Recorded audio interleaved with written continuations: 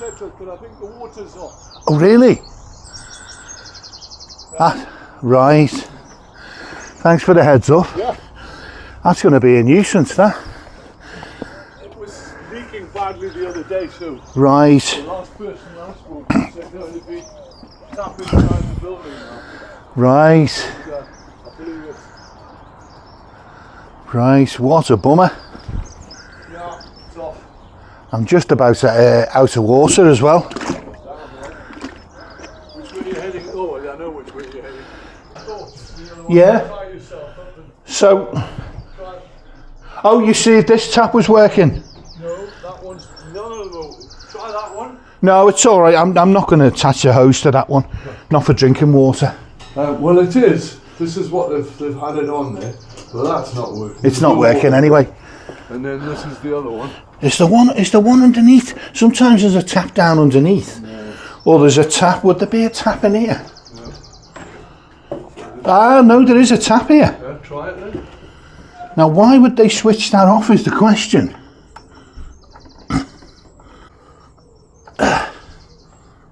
I can't budge it, but there's a tap in there, see? And it leads up into this little... Stopcock one.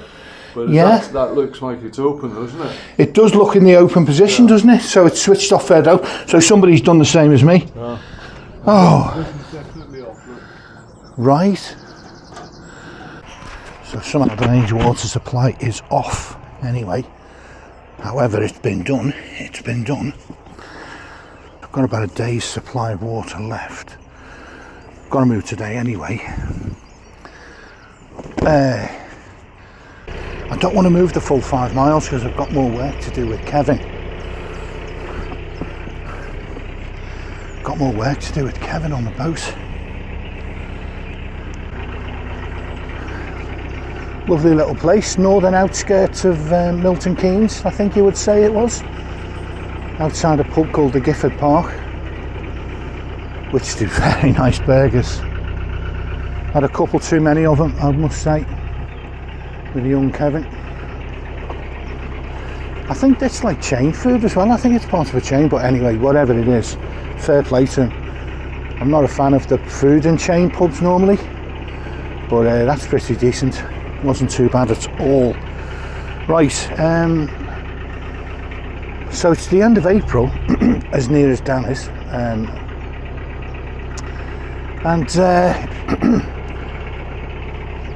seen a lot of flies the last few days. It's been unseasonably warm. So yesterday was 20 degrees and we had sun for most of the day. Same thing today. Same thing for the next 4 days.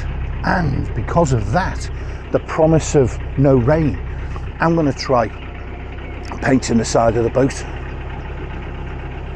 And Kevin's going to give me a hand, a much needed hand, I've got to say. Horrible job painting the boat. Anyway, so in order to take advantage of his kindness, well, not take advantage in a ruthless way, but you know what I mean, in order to exploit, no.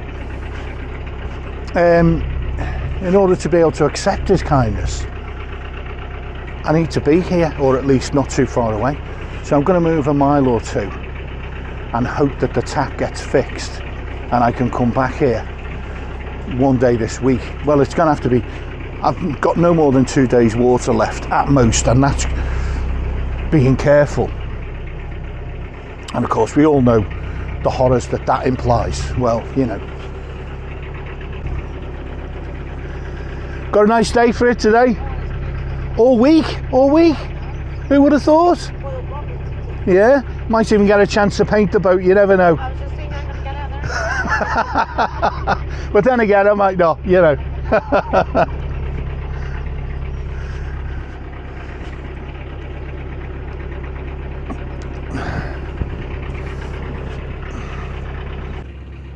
There's a weird little thing I've noticed this season, the last couple of weeks. Now, in December, or November, more typically say, if the forecast says the weather's temperature overnight is down to 6, I'll probably leave the fire stoked up, not roaring, but just ticking over for most of the night. So it's comfortable when I wake up in the morning, really. And I'll leave a window or two open to let any excess heat out. So it's, you know, it's pretty good, it's pretty decent. It's as comfortable as a house temperature-wise, if not more than some. But what I've noticed is 6 degrees in April in this kind of weather, it's not the same as 6 degrees in November. I mean, it is, obviously, you know, because it's the temperature. But does it feel as cold when you wake up? See, when you're not leaving a fire on, here's a little tip for the boaters, a little boater tip. You won't get many useful ones from me. So, but when you wake up in the morning in the spring weather, and it's gotten down to 6 degrees overnight, or 7 degrees, you know, 8 degrees, and it's pretty much the same as that when you wake up. Let's say you wake up at 7, 8, still about 6 degrees, hasn't warmed up.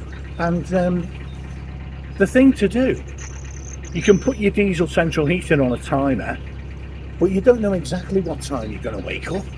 So, well, unless you're on an I set an alarm, but you might wake up earlier, is the thing. So if you wake up at 6:30, and it happens to me quite often, and you decide, I'll just get up, you know, what the hell, I'll just get up and be done with it, then the diesel heater hasn't come on yet, because you normally would set it to go on 15 minutes before you wake up, just to take the chill off. So the timer's not really as useful as you might imagine. So what you do in that situation, you put the diesel heating on as soon as you get out of bed, but it takes about 20 minutes to really take the chill off. Maybe 25, I don't know, certainly 20, because it has to warm up the radiators, the water has to flow through, you know, it takes a while. So what I do is a boat handyman. I'm gonna the Kimberley Rose. I'm gonna get his details. Yeah, stick on vinyl letters. I want some vinyl lettering done, because I'm going to repaint the boat. You can't repaint it with the original lettering on. It's too intricate to paint around. It just can't be done. So yeah, he said low cost letter. I like the phrase low cost, because usually that doesn't go with anything that happens on a boat. The next water point is about 6 miles to the south, but of course, to get back here-ish, you know, maybe a mile, it means 6 miles and maybe 4 miles back. So Kevin can help me with the paint, with a few things, to be honest. He's really sort of inspired me to tackle the DIY list and the to-do list. So, you know, anyway, yeah, so that's the plan. It's only about a quarter of a mile to the start of the place where I'm looking to moor, actually. And it's a shame, because there's Arnco here, but it's too close. This bit here is still part of that zone behind me. This bit of canal is still part of that zone. So, you know, you can't, it's too short a move to count as a move, which is fair enough, you know. I wouldn't normally do small moves like this, to be honest. You know, normally it's a minimum of a few miles for me, really. Usually it's to the next water point, or, you know, pardon me, there'll be a reason. But as I say, when I've got such a skilled DIY person like Kevin, and so, you know, willing to help, to offer his assistance, because I'm absolutely incompetent, I feel I need to use the opportunity. The word exploit was going to creep its way out of my mouth then, but it's not going to happen. But anyway, so we're going through Milton Keynes now. What we've done, we've gone around the north end in previous cruises.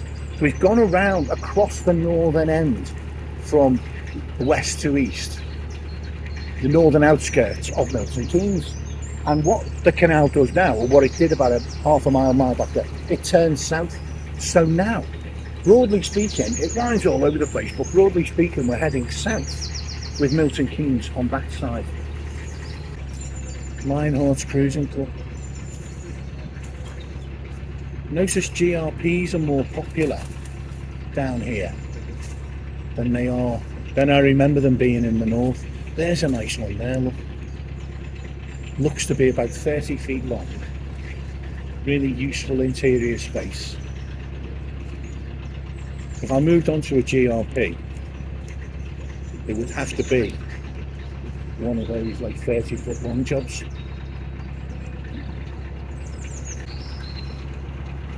Once I get through this bridge, I'm on to the next mooring zone, or the next zone of canal. I'm not quite sure what the word is. And I can legitimately moor.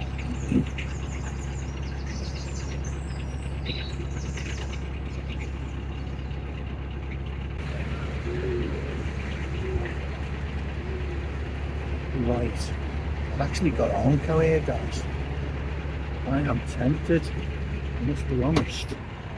I am tempted. Armco. I looked at the zones on the map, and I'm pretty sure this is another zone. The thing about this, I just want to moor up for a day or two. Right, I'm gonna moor on this Armco. I hope it's not going to be too crazy busy.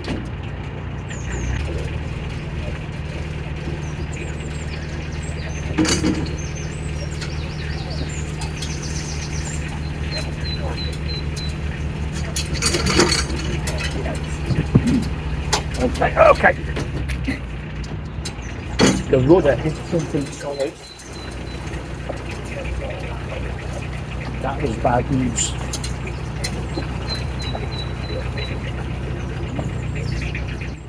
So what happened there was, I need to bring the back end out. The rudder hit something and jammed.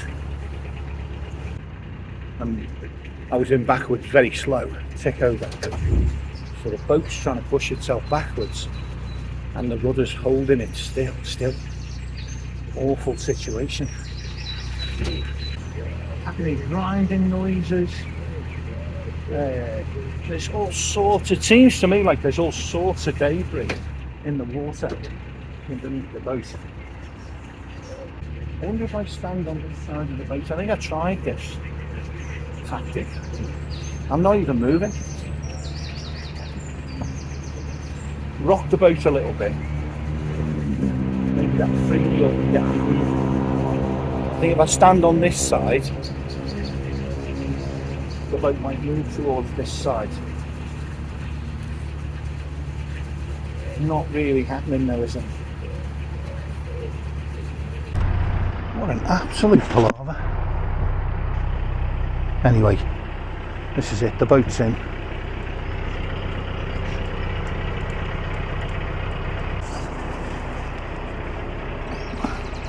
What do I know once more, dear?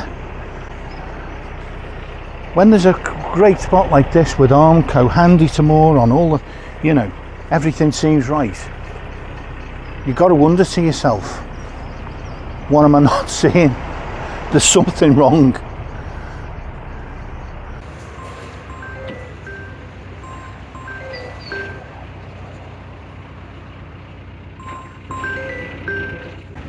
Can you hear me, Sean? Just one sec, mate. I'm mooring the boat. I'll be right with you. Hang on. Just getting moored up. Hello? Hello?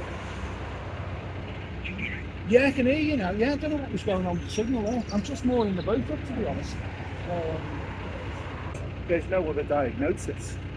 But are you finding you're getting symptoms, so to speak, every time you have dairy?